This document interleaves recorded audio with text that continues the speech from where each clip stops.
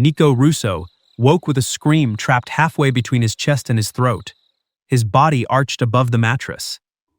One hand clawed at the sheets, while the other reached uselessly toward the wound beneath his shoulder blade. Dr. Julian Vale pressed him back and repeated the explanation everyone had heard for days. Another nerve spasm. Do not move. But Daisy Quinn, the new plus-size maid, was staring at the sheet beneath Nico's back. Tiny dots of blood formed a narrow line across the white fabric. She looked at his skin, then at the mattress. Before anyone could stop her, Daisy grabbed the seam scissors from her linen cart, pulled the mattress forward, and cut a long opening through its cover. White padding burst through the torn cloth. Then hundreds of thin needles glittered beneath the bedroom lights. Several spilled onto the floor. The room became silent. Dr. Vale's face lost its color. Nico stared from the needles to Daisy. For the first time, he understood that the pain destroying him each night might not have come from the bullet at all. Before we return to the beginning, tell us where you are watching from. Subscribe and stay with this story. Because the needles were only the first secret hidden inside the house of a man who believed no one could betray him. 6 days earlier, Nico Russo had ended a meeting from a chair beside his office window. He hated the chair. Before the shooting, he had always stood during negotiations. Standing made other men look up. It reminded them whose building they had entered and whose patience they were testing. Now a healing wound crossed his upper back and shoulder, forcing him to remain still while men waited for his decisions. Nico was 42, broad through the chest, with dark hair that had grown slightly too long during his recovery and gray eyes that rarely revealed pain. He controlled freight companies, construction firms, and enough private security contracts to make local officials careful around his name. 3 weeks earlier, someone had fired at him outside a warehouse. The bullet had entered near his shoulder blade and missed his spine. Surgeons removed it, repaired the damaged tissue, and told him he was fortunate. Dr. Julian Vale called it skill rather than fortune. Julian had served as Nico's private physician for 12 years. He had treated knife wounds, broken ribs, infections, and one previous gunshot that would have killed Nico before an ambulance arrived. In Nico's world, 12 years of service carried more weight than friendship. That was why no one questioned him when he ordered a new orthopedic mattress placed in Nico's bedroom. The wound needs stable support, Julian explained. No sofa, no office chair overnight, the bed only. The first night, Nico woke with a sharp burning pain across his back. By the third night, the pain came in violent waves. By the fifth, even the guards in the corridor heard him scream. Julian called it post-surgical nerve pain. He changed the medication, increased the evening dose, and insisted the body sometimes interpreted healing as injury. Nico accepted the explanation because he needed it to be true. He could tolerate pain. What he could not tolerate was uncertainty. Each morning, he felt weaker. His temper shortened. His thoughts moved through fog. He began dismissing employees for small mistakes and stopped allowing anyone except Julian into the bedroom. During treatment, 4 members of the household staff requested transfers. Rosa Bellini, the 60-year-old house manager, refused all 4. "This house will not become afraid of its own master," she said. Nico had glared at her from the bed. Rosa had known him since he was a boy. She was one of the few people who could survive the look. Instead of transferring the staff, she hired another maid to manage the bedroom, laundry, and night linens. Daisy Quinn arrived the next morning carrying an old brown suitcase and wearing a simple dark dress beneath a cream work apron. She was 33, soft and full-bodied, with dark brown hair tied low, and a face that looked gentle until someone tried to dismiss her. One of the guards glanced at the narrow service stairs, then at her. "The laundry room is 3 floors down." "I can count floors," Daisy said. "It is physical work. So is getting here with you blocking the door." Rosa hid a smile and led her inside. The Russo mansion was beautiful, in the way a museum was beautiful. Marble floors reflected light no one enjoyed. Heavy curtains remained half closed. Men stood at every entrance, but the room still felt unprotected. Rosa explained the rules while walking. "Nico's room is cleaned only when Dr. Vale approves. Do not move medicine. Do not touch the wound dressings. Do not question treatment." Daisy looked at her. That last rule belongs to the doctor? It belongs to anyone hoping to keep a job here. Daisy said nothing. The bedroom smelled of expensive wood, clean linen, and something sharper beneath both. Nico sat in a high-backed chair while Rosa introduced her. His black shirt hung open at the collar, and fatigue had carved darker lines beneath his eyes. Daisy noticed the controlled way he held his body. She also noticed that he seemed less tense in the chair than when the guards helped him toward the bed. "This is Daisy Quinn," Rosa said. "She will manage the room and linens." Nico barely looked at her. "Can she follow instructions?" Daisy answered for herself, usually the clear ones. His eyes lifted. "Do not touch the medical equipment. I will not. Do not move anything without permission. I will move dirty sheets, nothing else." Daisy nodded and began stripping the bed. 3 small blood marks stained the sheet near the place where Nico's lower shoulder rested. They did not resemble the wider stain left by a wound opening. They looked like pinpricks. "Does your back bleed every night?" she asked. Nico's expression cooled. "You are a maid, yes. Change the sheets, not the diagnosis."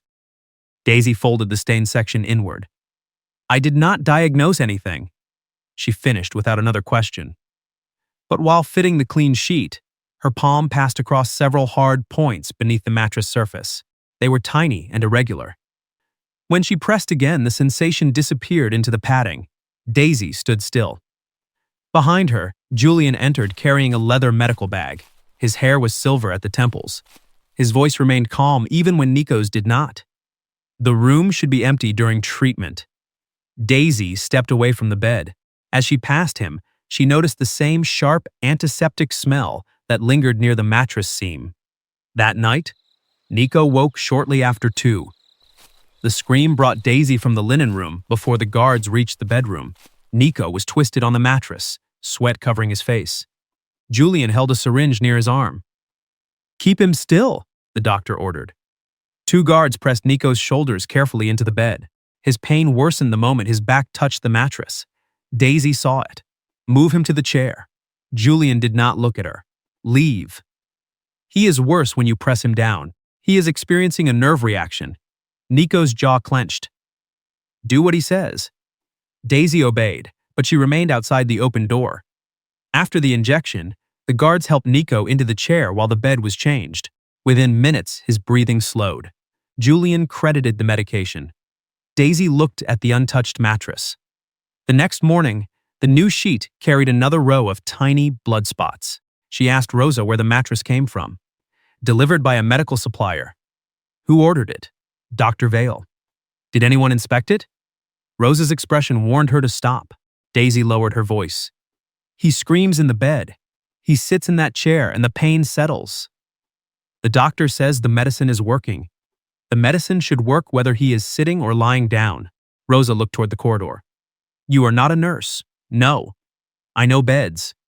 For 7 years, Daisy had helped care for her aunt after a stroke left the older woman unable to turn without assistance. She had learned that a folded seam, a trapped button, or a rough patch of fabric could become unbearable beneath a body that could not escape it. She did not know nerves, surgery, or medication. She knew pressure. She knew sheets. And she knew the difference between a broad wound stain and a line of separate punctures. That afternoon, Nico's 14-year-old nephew Leo entered the bedroom while Daisy replaced the pillowcases. He was thin, dark-haired, and too quiet for a boy living in a house full of armed men. "Is he getting better?" he asked. "I cannot answer that. Dr. Vale says he is. What do you think?" Leo looked toward the bed. "He does not scream when he sleeps in the library." Daisy turned. "When does he sleep there?" "He falls asleep in the daybed sometimes. Rosa lets him because he looks tired." "Does the pain wake him?" Leo shook his head. Before Daisy could ask more, Julian appeared in the doorway. "Your uncle needs rest, Leo." The boy left.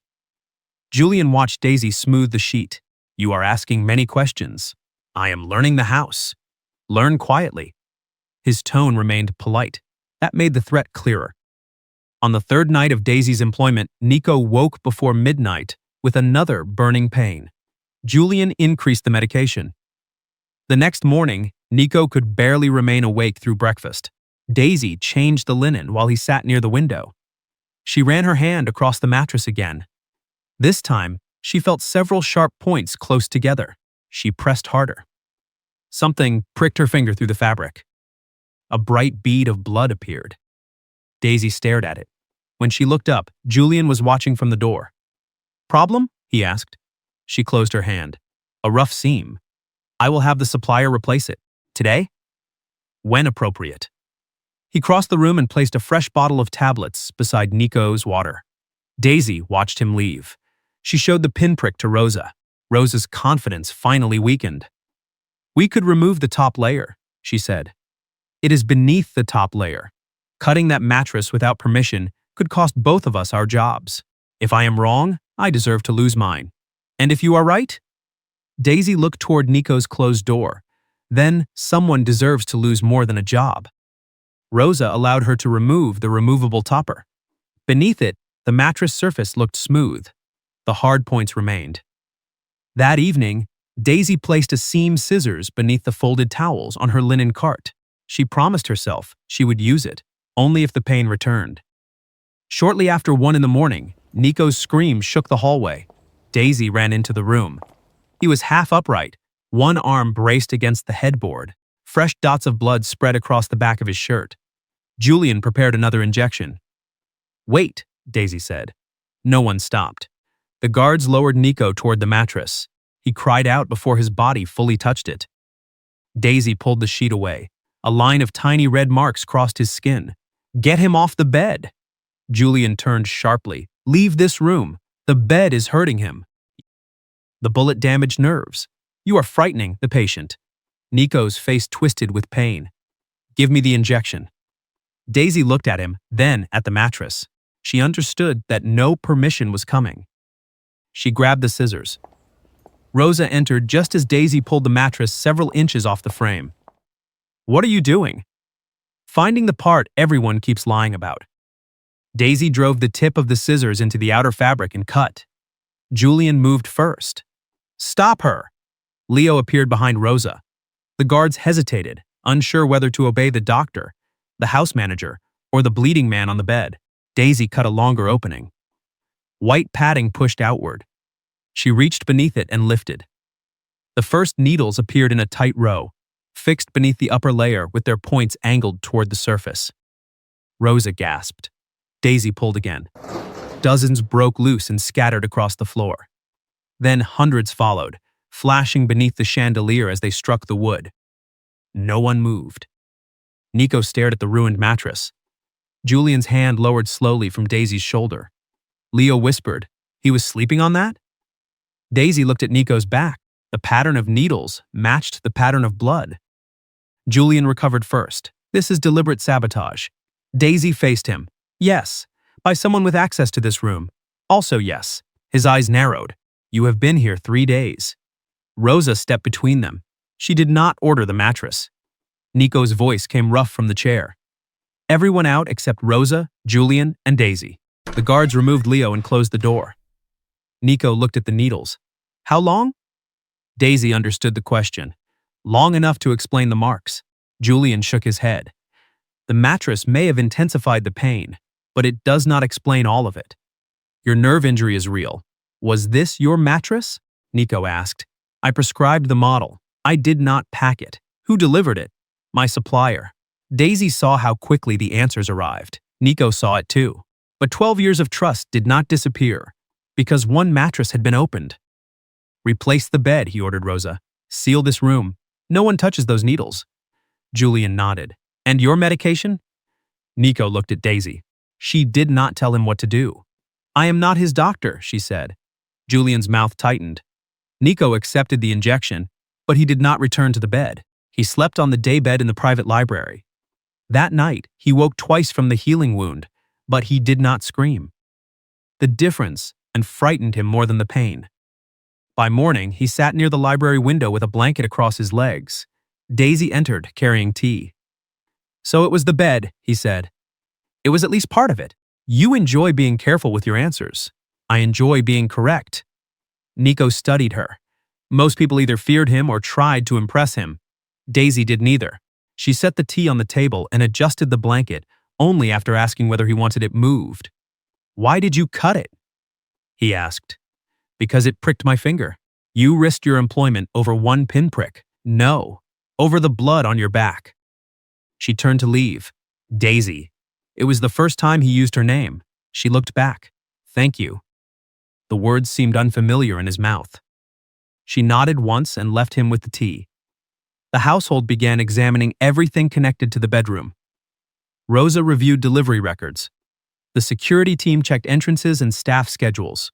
Leo followed people until Rosa ordered him to stop behaving like a detective. Daisy continued working. While changing the dressing cloths left outside Nico's room, she noticed something else. The small punctures carried the same antiseptic smell she had noticed on the mattress seam and Julian's bag. She did not pretend to know what chemical it was. She only knew the scent did not belong to fresh cotton or ordinary detergent, she told Rosa. Rosa smelled the sealed strip of mattress fabric and went silent. "Dr. Vale is the only person who insisted the mattress remain in that room," she said. "That is not proof." "No, but it is no longer nothing." Leo entered carrying a delivery receipt. The mattress had arrived through a medical storage facility Julian used for private patients. The name of the delivery driver had been left blank. Nico listened as Rosa explained. Julian responded with controlled irritation. "My staff handles dozens of deliveries. An empty line on a receipt is not evidence of murder." "No one said murder," Daisy replied. He turned toward her. "You are enjoying this attention." Nico watched Daisy's face. She did not become angry. "I would prefer clean sheets and a living employer." That evening, Nico remained in the library. Daisy brought fresh linen for the daybed and found him sitting awake in the dark, one lamp burning behind him. "You should be resting," she said. "That is what everyone tells me before taking control of the room." She placed the folded sheet on a chair. "Do you want me to change it now?" "No." She waited. Nico looked toward the window. "I hate lying down." "Because of the pain?" "Because everyone looks down at a man in bed." Daisy understood more than he expected. "My aunt spent 7 years in one. People entered her room and spoke to me as if she were furniture." "Did she recover?" "No." "I am sorry." She still knew when people lied. Nico's eyes moved to Daisy. "Are you saying people lie to the weak?" "I am saying people lie more comfortably when they think the person cannot stand up and stop them." The silence between them changed. Nico's voice lowered. "You are not afraid of me." "I am." The answer surprised him. "Then why speak that way?" "Fear is not the same as obedience." For a moment, his expression almost softened. Daisy changed the daybed after he moved to the chair. When she finished, he reached for the blanket at the same time she did. Their hands touched. Neither pulled away immediately. Then Daisy placed the blanket across the bed and stepped back. The moment remained small enough to be honest. The following morning, Nico asked why she had trusted her judgment over Julian's. Daisy folded a shirt before answering. "I did not trust myself over a doctor. I trusted what I could see." "You cared for your aunt?" "Yes." "Was that your profession?" "No, it was my family." She explained only what mattered. A body confined to one position could be hurt by something as simple as a hard seam. Daisy had spent years checking sheets with her hands because her aunt sometimes could not describe where pain began. "People called me only a cleaner," she said. "But a cleaner learns where blood comes from, where dust should not be, and when a bed does not feel like a bed." Nico looked toward the sealed bedroom. "Julian saved my life once. Then be grateful for what he did then." "You think that gratitude should end?" "I think gratitude is not blindness." He looked at her sharply. Daisy met his gaze. "Do not trust me," she said. "Trust what stopped hurting when the bed was gone." That sentence remained with him after she left. Julian arrived at noon carrying new test results and a second bottle of medication. He dismissed the mattress as a separate act of sabotage. "Someone wants you suspicious of your own household," he said. "I already was. Then they succeeded." Nico studied the label on the bottle. What changed? A stronger evening dose. "You still report burning pain." "Less than before, because the injections suppress it." Daisy stood near the linen cabinet. Julian noticed. "This discussion is private." Nico almost ordered her out from habit. Instead, he said, "She stays." Julian's expression tightened for only a second. The maid destroyed potential evidence and disrupted your treatment. Her presence encourages speculation. She found the evidence. She may also have planted it. The room chilled. Daisy did not defend herself. Rosa did. She bled from the mattress before she cut it. Julian turned to Nico. You are exhausted, medicated, and surrounded by frightened people. You need order. The word appealed to the part of Nico that had survived by controlling every room. Daisy spoke quietly. Then order the truth. Julian's voice sharpened. You are not qualified to advise him. I did not advise him. I asked him not to ignore what happened. Nico pressed 2 fingers to his temple. The pain, the drugs, the shame of his screams, and the possibility of betrayal crowded together until he could not separate them. I need silence, he said. No one moved. Nico looked at Daisy. Leave the treatment area until the security review is complete. Rosa started to object. Daisy stopped her. Nico's tone was not cruel. It was exhausted. He could not yet break 12 years of trust without reaching for something familiar. Daisy removed her apron. All right. Julian opened the medication bottle. Daisy paused at the door. If the pain returns only after the medicine, it was never just the mattress. Then she left. That evening, Julian gave Nico the new dose. Nico slept for less than an hour before waking, with his heart racing and his limbs heavy. There were no needles beneath him. He was on the library daybed. Still, his thoughts blurred. Sweat gathered along his forehead. His breathing shortened. Julian prepared another injection. Nico looked at the syringe. Stop. This will stabilize you. What was in the tablets? The medication we discussed. You discussed it. I listened. Julian's face remained calm. Nico, you are frightened. The wording sounded familiar. Daisy had said it without using fear as a weapon. Julian used it to remove Nico's authority over his own body. Nico looked toward Rosa. Bring Leo. Julian stepped closer. You need treatment, not family. Bring him. Rosa left. Nico's hand closed around Julian's wrist before the needle reached him. He was weaker than before the shooting, but not helpless. No more injections. Julian's calm finally cracked. You are making a serious mistake. I have made several. Leo entered with Rosa. Nico handed the syringe to Rosa. Seal it. Julian straightened. You are trusting a maid over the man who has kept you alive for 12 years. Nico's voice became quieter. I am trusting the night I slept without your bed. He ordered the guards to keep Julian in the guest office. Then he called Daisy. She had not yet left the estate. Rosa had asked her to wait in the staff quarters until morning. Daisy entered the library without her apron. Nico looked more vulnerable than she had ever seen him, but his eyes were clear. You were right to cut it, he said. That is not the same as proving who placed the needles. No. Help me see what I missed. Daisy did not search Julian's medical equipment herself. Nico ordered Rosa and the security chief to inventory it in front of witnesses. Inside a locked compartment of Julian's leather bag, they found packets of thin medical needles matching the size and finish of those recovered from the mattress. In his private workroom, they found specialized upholstery thread identical to the repaired seam. The evidence was simple enough that no explanation could make it disappear. Beneath the supplies lay an old photograph. 2 young men stood outside a repair shop. One was Julian. The other had his arm around the doctor's shoulders. A letter was folded behind it. Nico recognized the warehouse address before he finished reading. Years earlier, he had ordered a raid on that location after learning a rival crew stored weapons there. The intelligence had been wrong. Julian's younger brother, employed as a mechanic in the adjoining shop, was killed during the violence. Nico looked at Julian across the guest office. You waited 12 years. Julian no longer denied it. You took 12 years from him. I never knew he was there. You never asked. The answer struck harder because part of it was true. Julian said he had not wanted Nico to die quickly. He wanted him weakened, sleepless, dependent, and afraid of his own body. The wound had created the opportunity.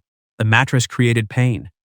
The medication made Nico too fogged to question it. No second conspiracy existed. No hidden army waited outside. There was only a patient man carrying one grief until it became cruelty. Nico did not excuse himself. He also did not allow revenge to continue. Julian was removed from the house and turned over to men instructed to keep him alive for the authorities and lawyers who would follow. When the room emptied, Nico stood before the torn mattress, now sealed inside clear evidence covering. Hundreds of needles lay in separate containers across the table. Daisy remained near the door. "You saved my life," Nico said. "I cut a mattress. You cut through 12 years of trust when I could not." She looked at him carefully. Trust was not the problem. Refusing to examine it was. Nico accepted the correction. That night, a new bed remained unused in the adjoining room. Nico chose the library daybed again.